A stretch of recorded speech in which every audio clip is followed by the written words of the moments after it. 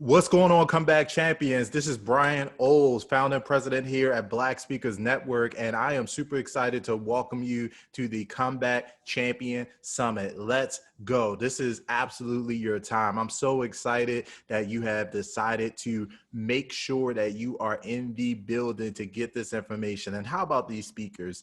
Like, this entire day has just been filled with so many great thought leaders, so many great ideas. You cannot have a pulse in your body and not feel like you are ready to take things to the next level. And so I'm super excited today. Guess what? Buckle in. If you are a current aspiring professional speaker, you are in the right place at the right now, at the right place at the right time, because we're going to be talking about the 5M's. That's right, the 5M's of building a profitable speaking business. Now, in the comments, go ahead and drop a hashtag me if you know that you have an audience that you're called to serve, that you have a group of people somewhere out in this world of 7 billion people. There is someone waiting for your message. Go ahead and drop a hashtag me in the comments. And that's what we are absolutely going to be talking about today. And so, a little bit about myself. Again, Brian Oles, founder and president here at Black Speakers Network. Our mission is to equip, connect, and inspire the next generation of Black professional speakers. And so if that is you, get ready to buckle up and have some fun. And so one thing I want you to know about me, if you're in this situation and you might be like, Brian, like, I don't know if I see myself as a speaker. You know, I'm more shy, I'm more introverted. Like, I don't necessarily like being in the limelight. Trust me, I absolutely understand. In fact, you know, if you have been sitting next to me in 2006, I started Black Speakers Network in 2016. So 10 years even before I even had the thought of even creating something like a speaker development and training organization like we have today. If you have been sitting next to me in a small classroom at Morgan State University, you'd have watched as I stood up, walked to the front of the room, and prepared to deliver my very first speech in Toastmasters. Now, if you are familiar with Toastmasters, or if you've been to a Toastmasters meeting, some of you may already be veteran Toastmasters members. Go ahead and drop a hashtag TM in the comments, hashtag Toastmasters.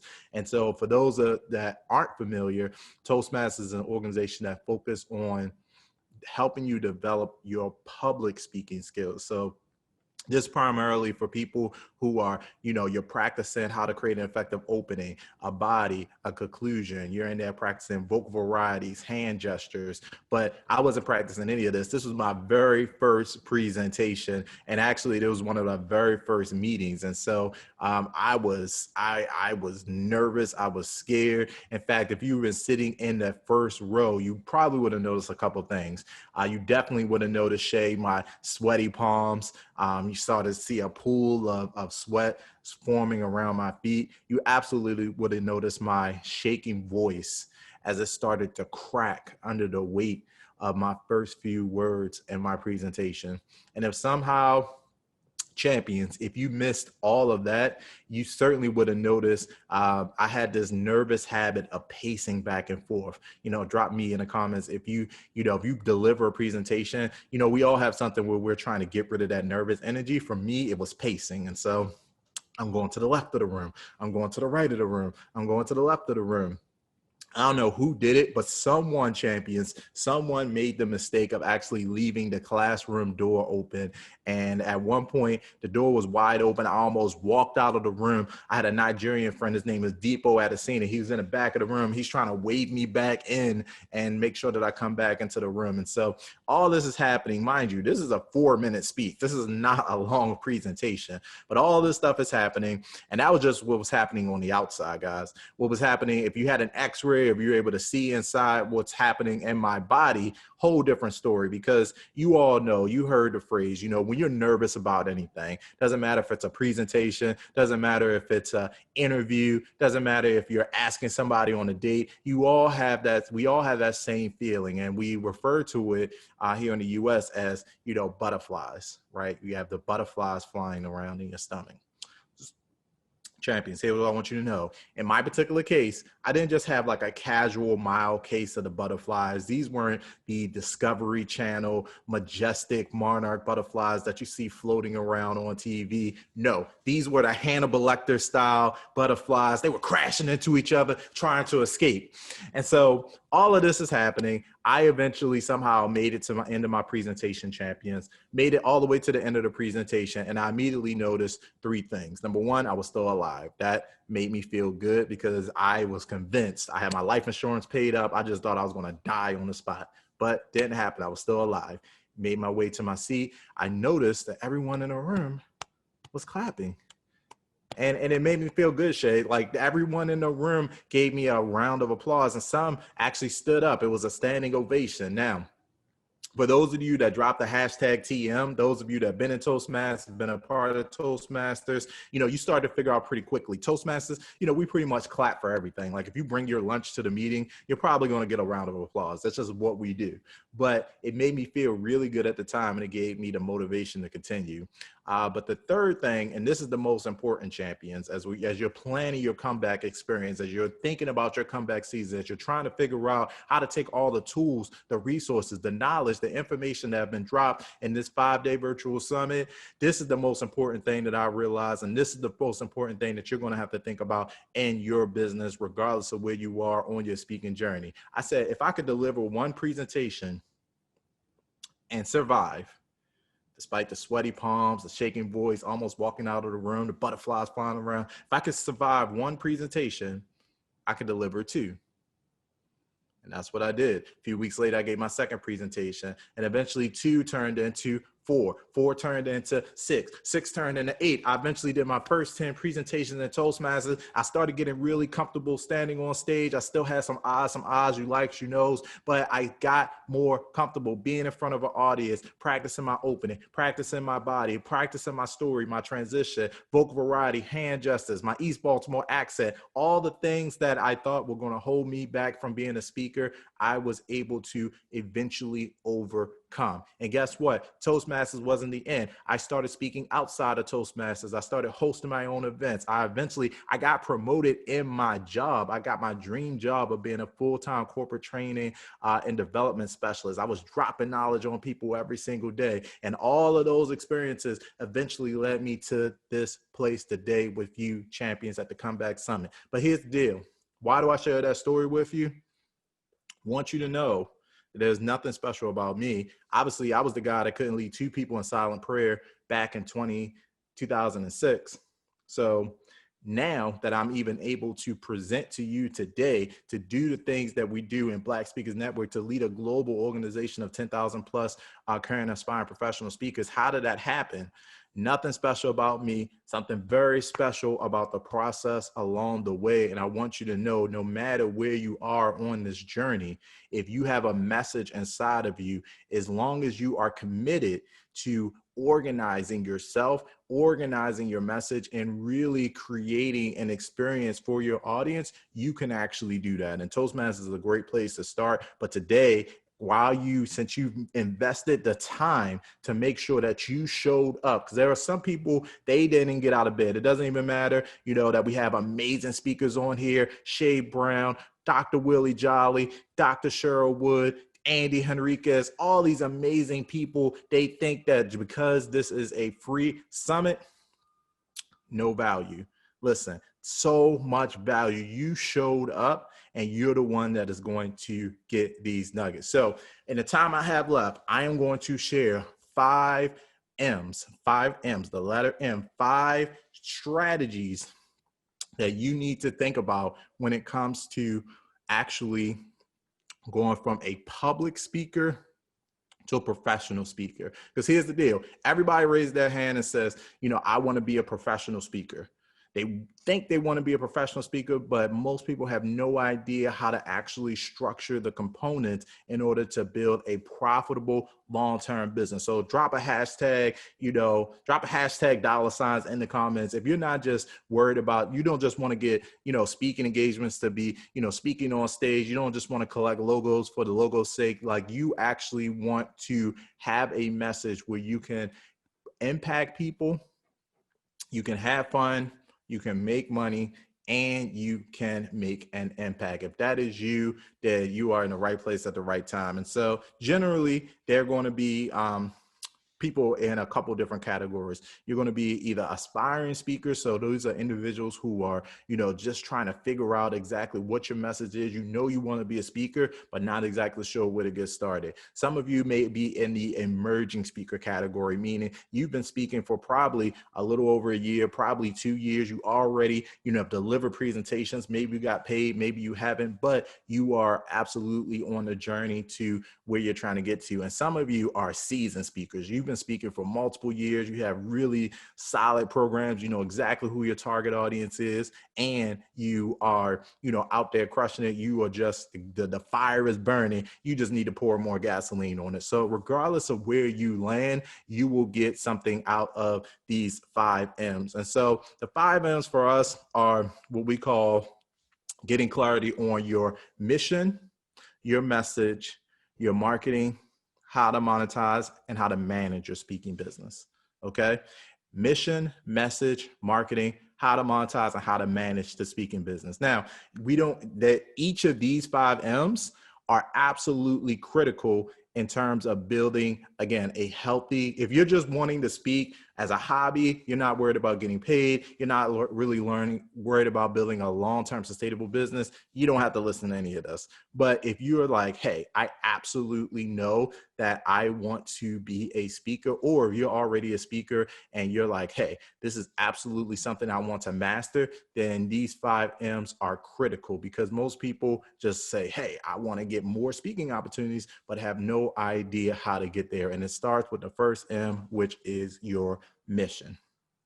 Your mission. Guys, listen, comeback champions, you absolutely have to get clarity on your mission as a speaker. What does that mean? Well, we teach a model called the speaker sweet spot. And so, as you are starting your business, this is something that a lot of speakers miss over it. But again, because you invested in the Comeback Summit, I want to make sure that you get it. And so the very first M, what you need to focus on is the intersection of 3 areas. One is your passion. Again, the thing that you are absolutely passionate about. This isn't something that you're just excited about now. Maybe you're not excited about it next week. No, you need to get clear on what is your passion? What is your life's work? What has life been leaving you clues about since you've been a little kid that has made you the person that you are today? Like, what is that passion space that you want to operate in? The second area is your expertise, your knowledge. Like, what results have you created in your life that other people look at you and like, wow, teach me how to do that. Teach me how to do that. And are willing to actually, learn. Like you've thought about how you did that for yourself, and now you can create a process to create that for other people. So in other words, you're solving a specific problem and you're creating a process on how to solve that problem. And so you got to have your passion, you got to have your expertise. And then the last piece of the puzzle for creating and identifying your mission is market demand.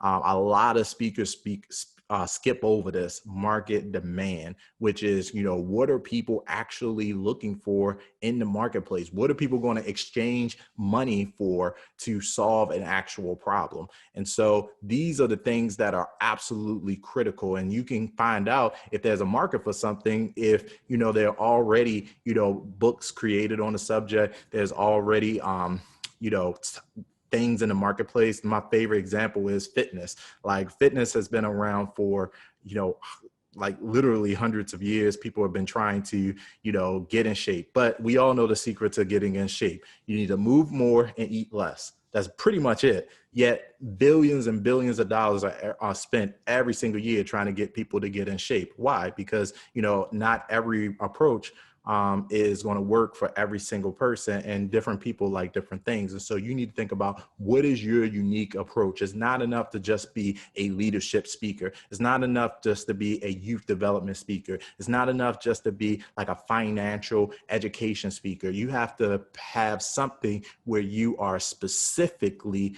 helping other people step into your process and solve a specific problem. And so that is your mission. Spent the most time there because I truly believe that, most speakers kind of skip over the mission and they want to go right to monetize. They want to go right to the stage. But if you don't know exactly who you serve, why you serve that audience and the unique value, you will struggle as a speaker. You absolutely will, because if somebody experiences you, whether it's on your website, whether it's on your social media, when they hear you speak on a podcast, when they hear you speak live in person, when they encounter your brand, however that happens, they need to see themselves in your brand. They need to see themselves. So that's mission.